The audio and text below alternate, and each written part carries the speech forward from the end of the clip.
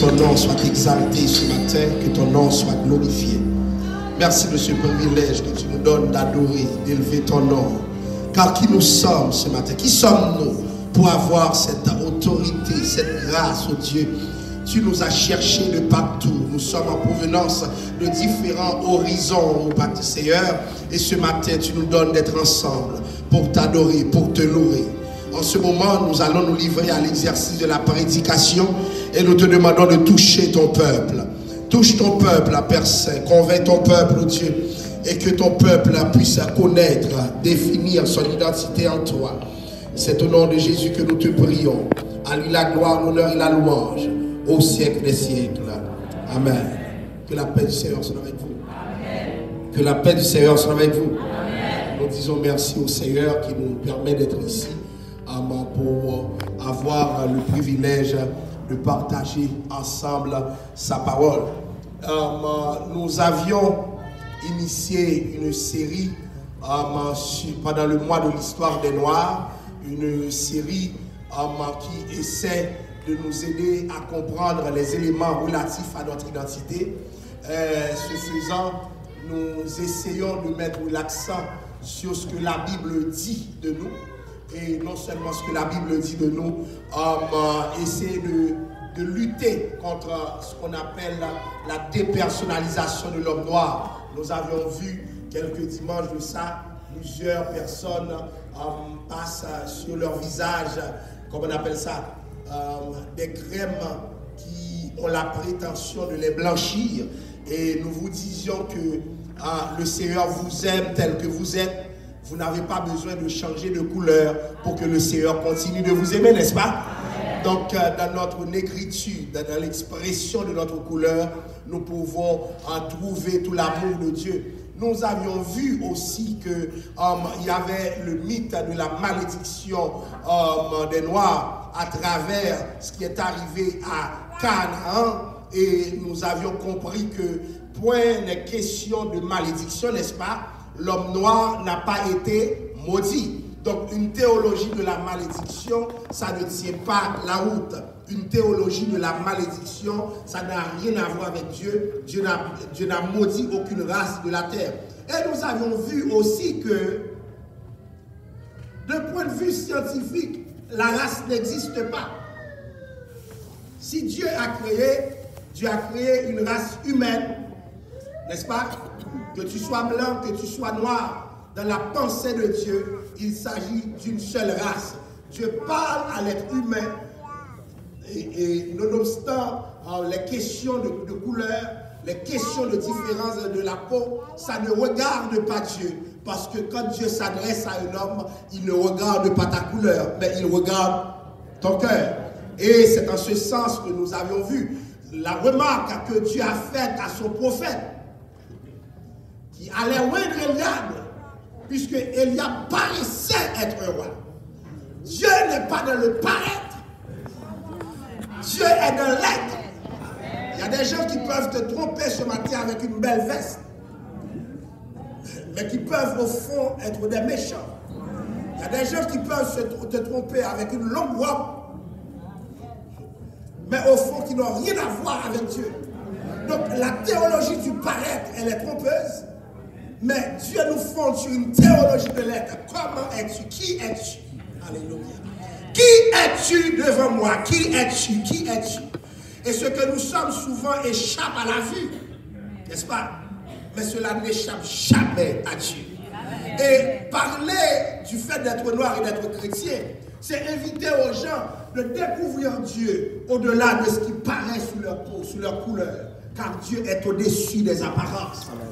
Je suis noir et je suis chrétien. Nous avons vu que la notion de race dans la Bible ne s'est jamais référée à la question de couleur aussi, de sorte que Jean-Baptiste est arrivé en disant race de vipère.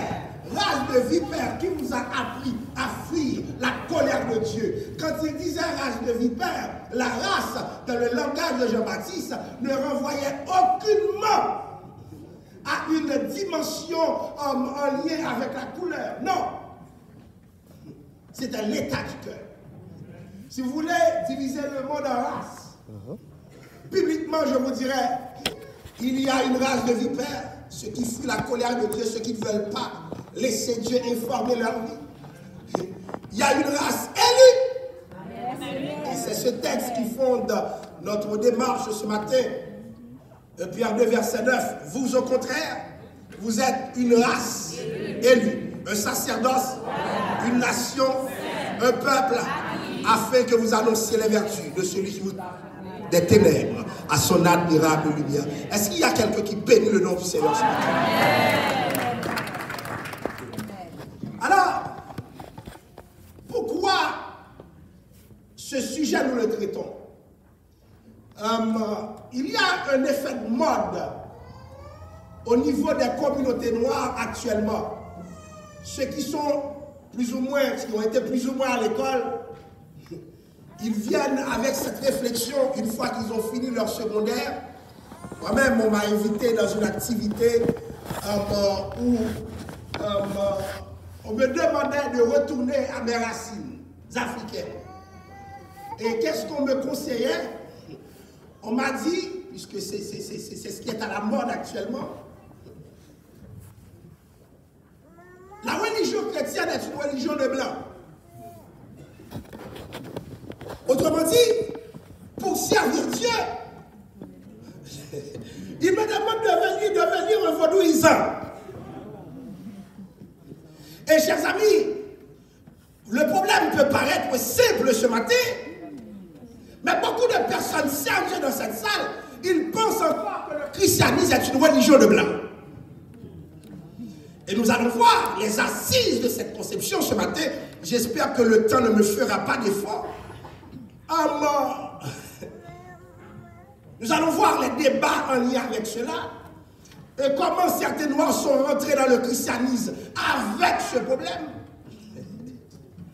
Et nous allons voir ensemble aussi, il y a quand même, qu'on le veuille ou non, une architecture blanche du christianisme contre laquelle nous devons nous dresser parce que Dieu n'est pas venu régler une question de race ce matin. Est-ce que vous êtes là, hein? Amen. Alors, devons-nous, pour être des noirs cohérents avec nous-mêmes, retourner aux religions ancestrales? Devons-nous ce matin devenir par exemple des vaudouisants?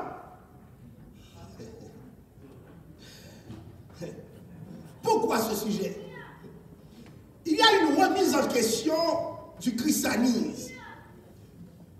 Et beaucoup de gens disent que s'il n'était pas chrétien, il serait meilleur. Et la question va tellement loin que ce qu'on a remarqué, je prends l'exemple d'Haïti. Les gens prient beaucoup. Mais on dirait, plus qu'on parle de gens qui sont convertis, c'est plus le pays s'engouffre de la pauvreté. Le pays s'enfonce dans un marasme tragique, désespérant. Et pourtant, chaque jour, on entend des témoignages de conversion. Mais qu'est-ce qui se passe? Pourquoi l'évangile ne peut pas avoir une impact en Haïti? Et même nous trouvons des Haïtiens qui disent l'évangile d'Haïti, ce que je ne sais pas. Je ne pense pas qu'on peut domestiquer Dieu. Dieu n'est pas haïtien, Dieu ne s'est pas naturalisé. Aucun peuple n'a le monopole de Dieu. L'évangile d'Haïti ne veut rien dire du tout, c'est une stupidité. Déjà, l'haïtien, son église n'est pas modèle. Vous êtes là avec moi, hein? L'évangile d'Haïti. On me demande, change de religion. Mais on ne me demande jamais. Jette le téléphone puisque derrière la technologie du cellulaire, il y a les Asiatiques. Amen. Amen.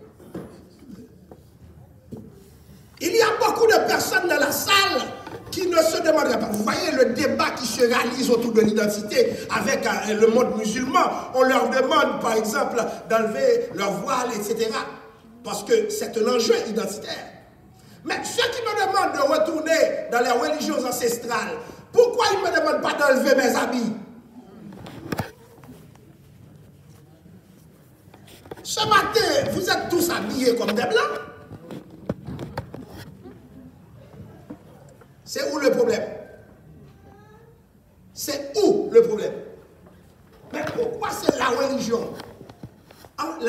important. Bon, si l'habit n'est pas important, pourquoi il y a la loi 21?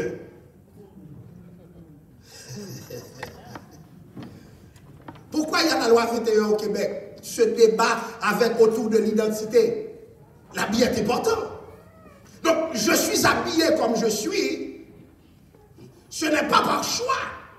Il y a une trajectoire historique derrière ce que je suis, la manière dont je me refais ce matin. Mais nous ne remettons pas ça. Nous ne remettons pas la technologie en question. C'est Blackfell. Jette-t-elle? Combien d'entre vous avez le courage de jeter le téléphone ce matin? Et puis l'on vient perdre du job, on vient prier pour vous. On ne pose pas cette question, mais on pose la question de savoir comment tu es chrétien, et puis tu es noir et tu es chrétien. Moi, je n'ai jamais compris ça. On va venir plus loin. La manière dont nous habillons, on ne remet pas en question l'architecture de nos maisons. Ça, je ne vais pas rester là-dedans, parce que c'est une société individualiste. La manière dont les maisons sont construites reflète cette individualité. Nous autres, en Haïti, nous avons des balcons qui communiquent avec ceux du voisin. Haïti, Antibotan, il faut le prendre ça qui passe à côté là. L'architecture va refléter cette réalité. Jetons ces maisons. Et puis, construisons avec du ciment ici, et puis bon, pendant le froid, évidemment, je vois ici. Hein. Nous ne remettons pas ces choses en question, mais quand il s'agit de Dieu, nous disons que c'est l'homme blanc qui nous a apporté Dieu. Pourquoi c'est ainsi? Regardez, je continue. Au cœur du problème, c'est le phénomène de la violence. On me dit que j'ai reçu l'évangile par la violence, c'est-à-dire, c'est à coup de fouet, n'est-ce pas? Accepte Jésus dans ta vie, accepte Jésus dans ta vie, accepte Jésus. C'est comme ça que j'ai reçu l'évangile, n'est-ce pas? Donc on parle aussi de violence symbolique, puisque tu sais que si tu ne joues pas le jeu, c'est sûr que tu vas mourir. Et on le sait historiquement, lorsque l'esclave était réuni avec ses semblables, le colon le guettait partout pour savoir qu'est-ce qu'il était en train de faire. Puisque le colon ne connaissait pas sa langue, le colon ne connaissait pas sa réalité. Donc qu'est-ce que le colon faisait? Il le surveillait en permanence. Et ses esclaves, souvent, étaient en train de mimer le blanc. Et puis il priait le Jésus blanc. Et le blanc le rappelait, Jésus veut que tu sois mon esclave. Jésus veut que tu sois mon esclave. Et je vais vous dire quelque chose. Aujourd'hui encore, cette réalité existe. Donc il y aurait deux générations. Une génération, par exemple moi-même, est-ce qu'on m'a forcé? Non. Mais les arrières, nous devons le reconnaître, ont été forcés. Mais où est-ce qu'on va venir? Alors, j'aimerais savoir, pour ceux qui disent c'est parce qu'on a été forcé, donc on ne peut plus être chrétien. Ils ont forcé un chrétien, je ne parle pas chrétien.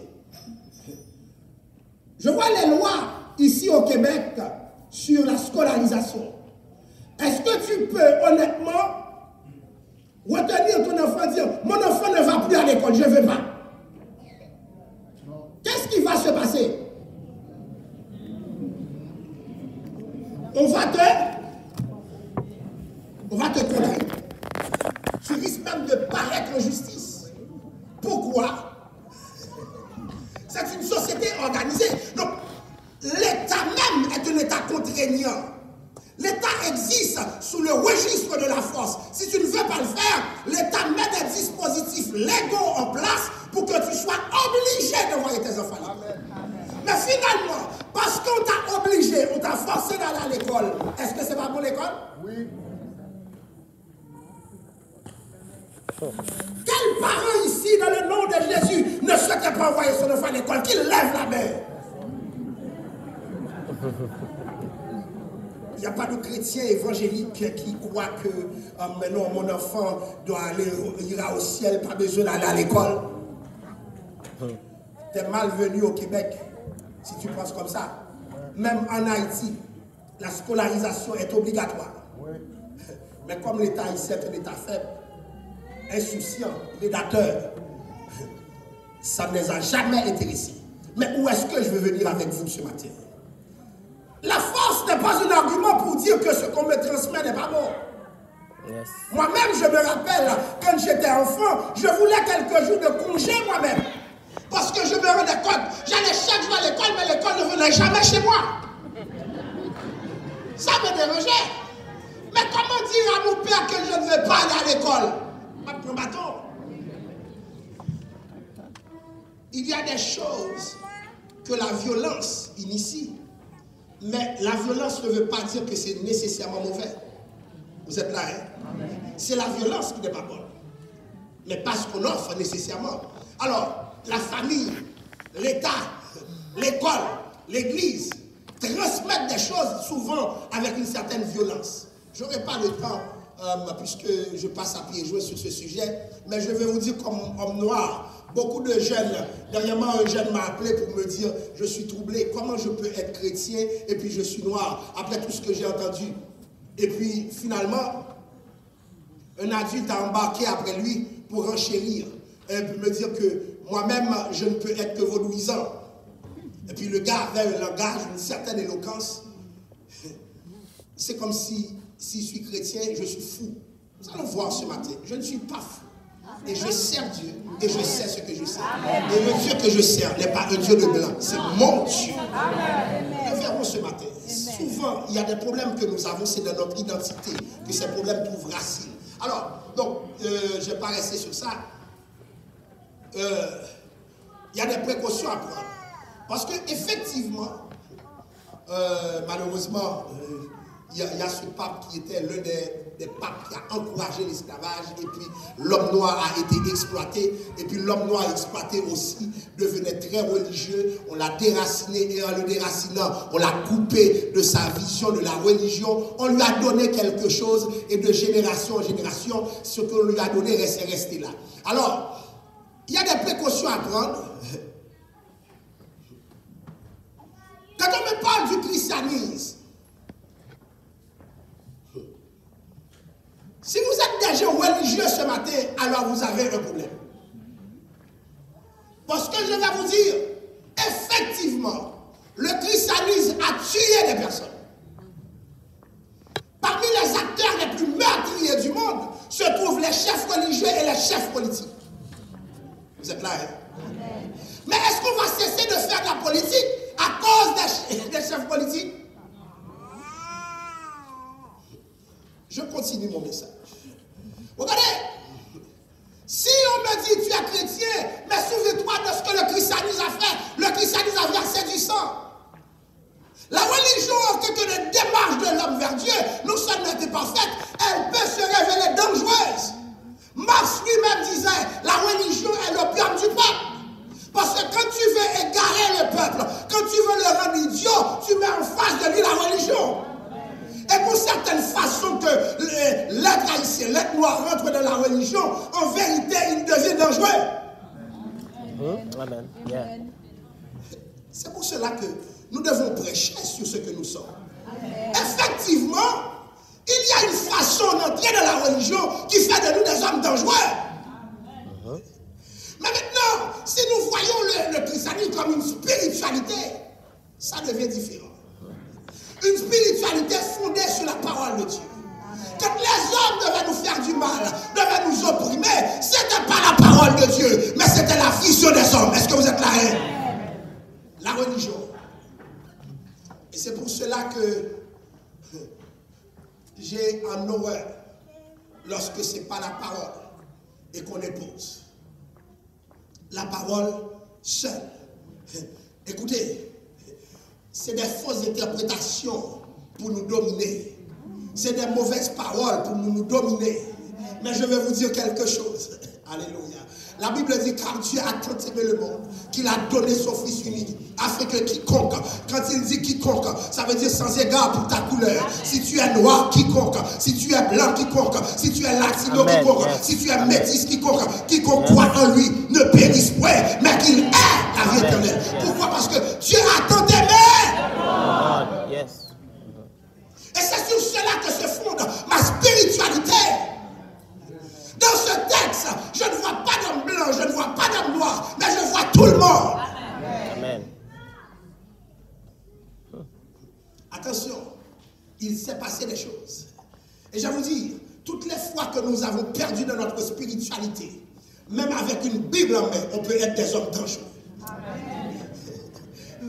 Je vais vous dire quelque chose. J'ai vu des hommes assujettir des hommes en utilisant le texte biblique. Là, il y a besoin de l'argent. Qui ça en fait? Offrande ci, offrande ça. Au lieu de te dire, c'est ton cœur. Ah ouais? Et puis l'homme noir comme égaré. Je vais vous dire ce matin, si je prends un gros bâton là dans même, et puis je dis c'est le bâton de Moïse, et puis commence à marcher là, plein vite. Mais si tu prêches la parole, parce que l'homme noir aime la sensation. Je vais vous dire, il faut dépasser la sensation. Réfléchis quand on est. Parce que Dieu engage ta réflexion dans la spiritualité que tu veux vivre. Alléluia. Dieu veut que tu réfléchisses. Dieu veut que tu sondes les esprits. Dieu veut que tu sois libre par sa parole. Amen. Mais lorsque nous méprisons la parole, nous devenons dangereux pour nous. Et c'est ce qui se passe aujourd'hui. Nous ne savons pas qui nous sommes. Donc, l'autre chose encore, on m'a dit que l'homme noir, on lui a imposé le christianisme, il a reçu le christianisme, etc. Mais l'homme blanc aussi. L'homme blanc n'est pas des chrétiens. D'où vient la franc-maçonnerie? L'homme blanc aussi. Nous avions regardé les semaines précédentes d'où vient le judaïsme. On a vu c'est une histoire de métissage, des rencontres entre peuples, peuple noir, peuple blanc, etc. Peuples de partout se sont rencontrés dans le cadre du judaïsme. Alléluia. Dieu savait ce qu'il faisait. On avait vu que même Judas, Jésus, la Bible parle de Jésus, le lion de la tribu de Judas, on avait vu que de la tribu de Judas, il y eut des hommes noirs. Et encore, en Israël, ils ont été, les années 90, je me rappelle, obligés d'aller rapatrier des hommes noirs, encore plus noirs que moi, pour les ramener en Israël. Après, qu'est-ce qu'ils ont fait? Ils ont donné une piqûre à leurs femmes pour que ces femmes n'accouchent pas. Mais ils ne pouvaient pas nier que c'était des Juifs. Joseph lui-même a pris des femmes noires. Moïse a pris Séphora qui était noire. Alléluia. Dans la Bible, on trouve tout un livre dédié à une femme noire. Je suis noire et je suis belle. Ces femmes ne changeaient pas de couleur pour être belles. Mais j'ai été un homme a commencé, Salomon, qui n'a pas manqué femme, une femme. Mais il y a une femme parmi toutes ces femmes qui faisait vibrer son cœur, trembler son univers. Une femme noire. Aujourd'hui, nous devons retourner à la source de notre identité. Il y a des choses que nous faisons, ce n'est pas la Bible qui les autorise. Donc, l'Occident aussi a reçu l'évangile. Les Romains étaient venus. Quand on crucifiait Christ, qui organisait cette crucifixion?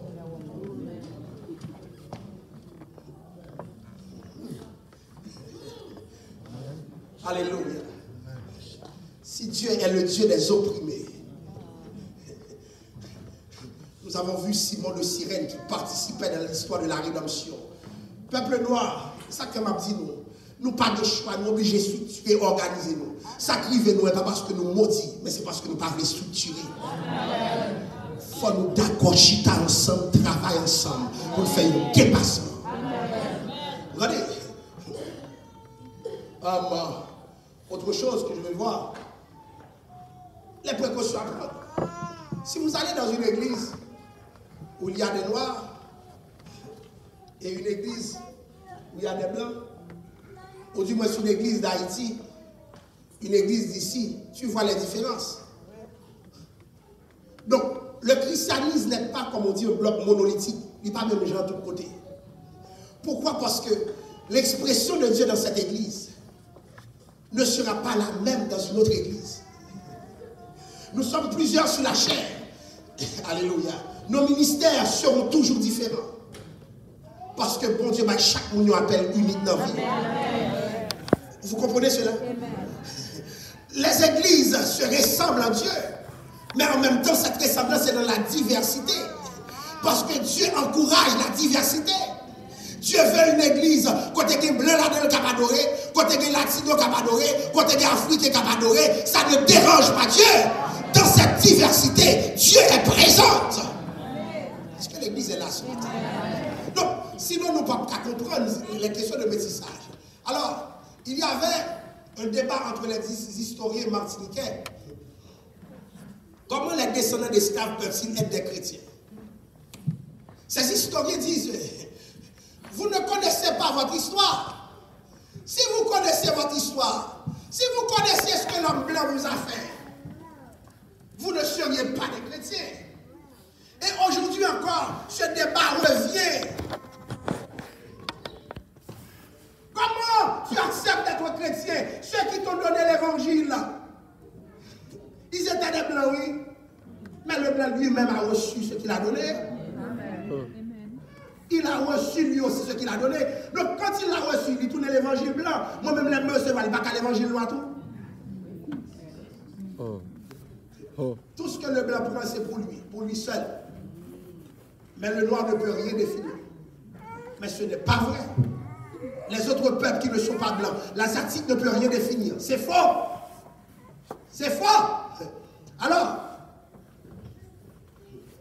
je vais passer à pied jouer sur ces aspects. Je vous ai montré que dans la Bible, les semaines passées, plusieurs personnes noires se sont mises ensemble dans la Bible. L'eunuque éthiopien, la veuve Sarepta, la femme cananéenne, Simon de Cyrène, Siméon, dans l'histoire de l'église primitive, Paul qu'on avait pris pour un Égyptien. Donc maintenant, les noirs n'ont pas toujours été des gens qui reçoivent l'évangile par des blancs.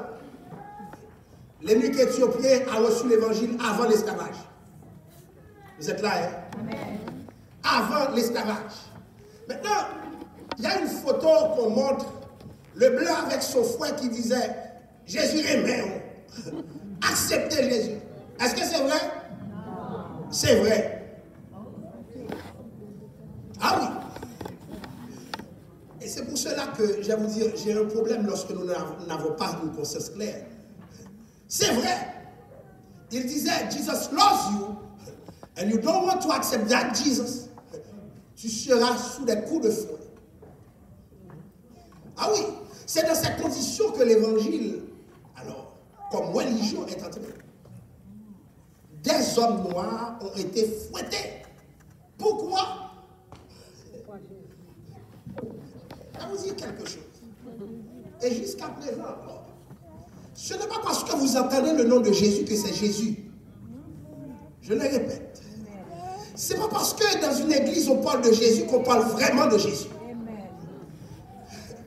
Parce que il y a des gens qui prennent Jésus, mais la prière ne fait pas. Vous êtes là, hein? Effectivement, cette réalité était présente. Nous étions dominés. Et les gens disent que c'est parce qu'il te donnait des coups de fouet que 300 ans plus tard, nous voilà maintenant sans fouet.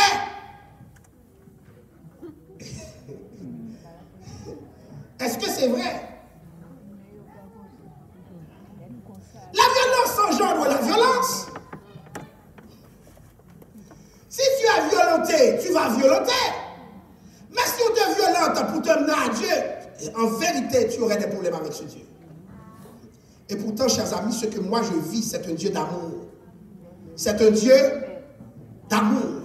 Un Dieu charitable. Alors, qu'y a-t-il dans cette histoire?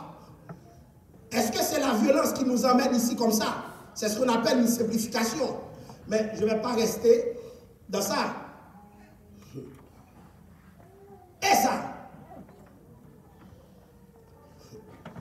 des hommes noirs se sont mis debout aux États-Unis contre le racisme. Au cœur de ce mouvement se trouve qui? Le pasteur?